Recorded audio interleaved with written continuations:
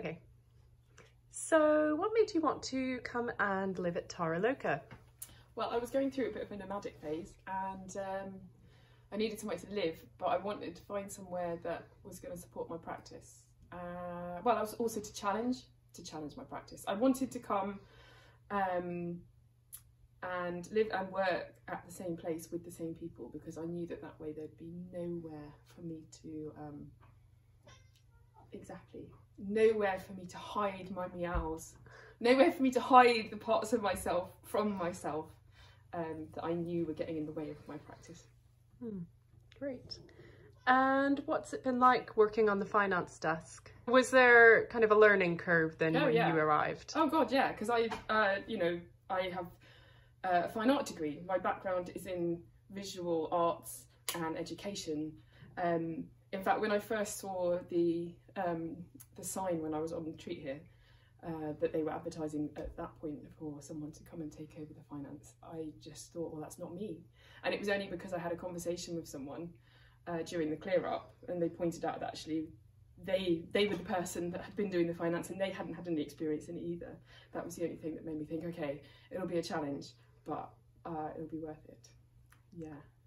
And what other things do you get involved in as part of the Taraloka operations team? Oh, well, the fun bits, like cooking for retreats and cleaning up after retreats.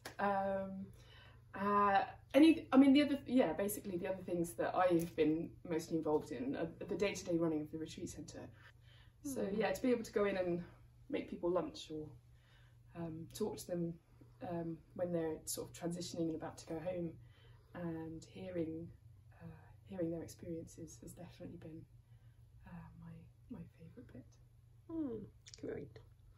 And what's it like living in community at Taraloka?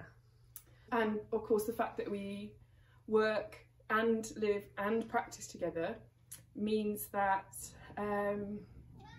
yeah, exactly, it can get quite full on, but there's never a sense that that's not held, and there's never a sense that that's not beneficial to everybody. And I've often had a sense that it's almost like the lineage of women who've been part of the story of Taraloka, even if they're not here now physically. It's kind of like they're built into the walls and they're like, yeah, we've got you. And that is part of the community experience as well, because we're continuing that lineage. We're still part of that story. We're the current guardians, but we're building on everything that's come before us. And I also really appreciate the fact that I can go to work in my pyjamas if I want to. That's been a selling point. And yeah, if somebody's considering applying for the position, what would you say to them? Do it. Just do it, because like at the moment you can't possibly anticipate what it will be like, but it won't be a mistake. It definitely wouldn't be a mistake. Like, it'll be an adventure.